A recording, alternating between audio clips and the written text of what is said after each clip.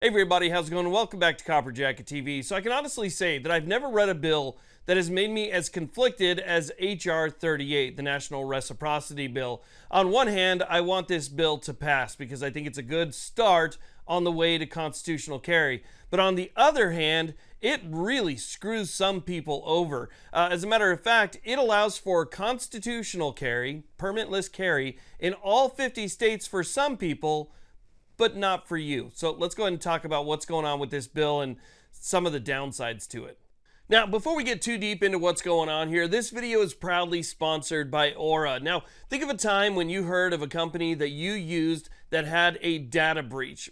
What did you do about it? Did you just sit there and cross your fingers and hope nothing happened to you? Or did you take action? I mean, just Google yourself. You might be surprised how much information is already available for anyone to see. Well, instead of just crossing your fingers and hoping for the best, get Aura. Aura monitors your personal data, including your social security numbers, across billions of data points like the dark web to alert you about potential identity theft, and every adult on the account, up to 5, gets $1 million in identity theft coverage. That's a total of $5 million per one account. But Aura doesn't stop there. With Data Broker Opt-out, Aura will help you remove your personal identifying information from data brokers and people's search sites that sell your information to scammers and thieves. Aura also has 24/7 US-based support, a secure password manager, antivirus, VPN, and more. And you get all that on one app at one affordable price.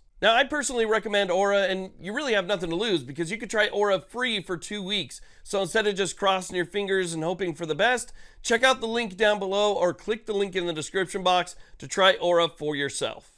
Okay, so let's go and talk about what's going on here. Now, like I said in the beginning, I am really torn by this bill. On the one hand, I want it to pass. I think that national reciprocity is an excellent starting point on the way to national constitutional carry, which is the way that it should be. I think somebody should be able to drive from California all the way to New York and go up and down our country without having to worry about passing through 500 different laws that could land you in jail. I think that it should be just like your driver's license. It's recognized everywhere, and that's it, right?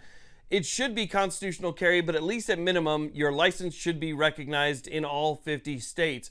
But where this bill gets me, and what's really bothering me about this bill, is that this bill grants constitutional carry to some, but not everybody. And what I mean by that is, if you take a look at the very beginning of this bill, where it says kind of what this bill allows for, it kind of describes what is necessary in order to be able to carry. And one of the things that it says is if you're in a state that doesn't require a permit, you're already in a constitutional carry state, then you get to constitutionally carry in all 50 states.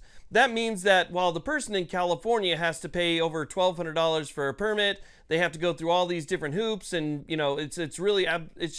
it's a miserable thing where you have to go through all these background checks and stuff, and then you get your permit, and you're only allowed one specific thing that you're going to carry, or maybe two, and then that expires in a short amount of time.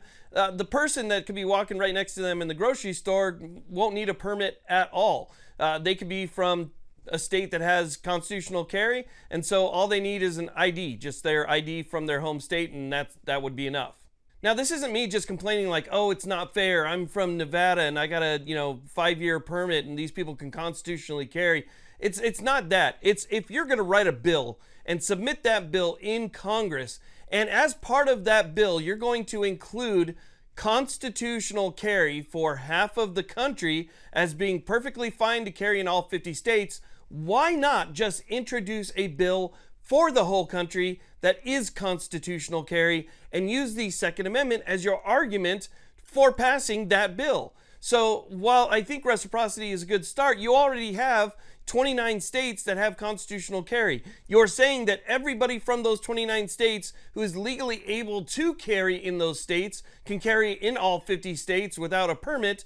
Then why not make it the same for everybody and just open it up? Splitting it up like that and kind of half-assing things is just, to me, a bad way to start. Let's read it right here. So it says here, A, notwithstanding any provision of the law of any state or political subdivision thereof, except as provided in subsection B, and subject only to the requirements of this section, a person who is not prohibited by federal law from possessing, transporting, shipping, or receiving a firearm who is carrying a valid identification document containing a photograph of the person and who is carrying a valid license or permit which is issued pursuant to the law of a state and which permits the person to carry a concealed firearm, or is, and this is where the constitutional carry thing comes in, or is entitled to carry a concealed firearm in the state in which the person resides, may possess or carry a concealed handgun other than a machine gun or destructive device that has been shipped or transported interstate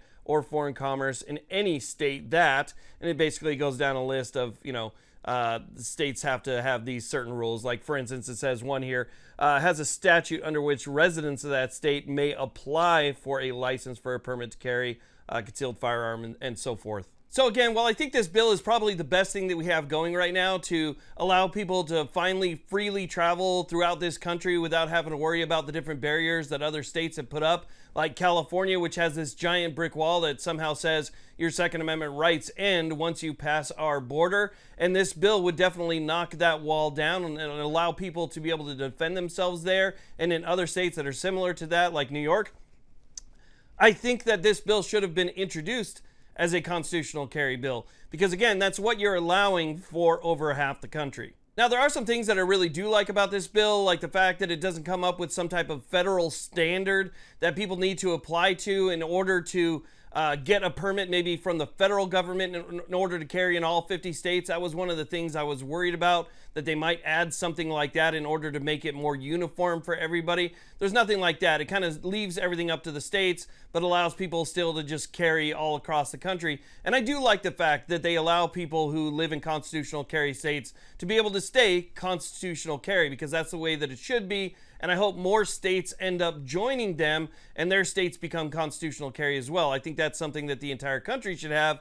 But obviously we know that a lot of these governors in blue states are just never going to go that way. And so it's really difficult for a lot of people out there. They make it almost impossible for some people to get a permit. It's certainly unaffordable for some people to get a permit. If you're living on a fixed income or things are really tight for you, there's no way you can afford $1,200, 16 hours of training, and everything else that the government's going to require in order for you to get that. And so for you, you're still left out. And that's unacceptable to me. I don't think that people should be priced out of practicing their constitutional right. And unless this bill would address that, then it's just going to remain that way. But again, I like the fact that it didn't come up with any type of federal standard that you need to have. It just says, look, if you have an ID, if you have a permit from your state, then that's fine. And they kind of stayed away from everything else, which is the way that I think it should be. So I think the bill was actually written well. I think that they did a really good job. And I think, again, this is our best chance of allowing people to freely travel in this country.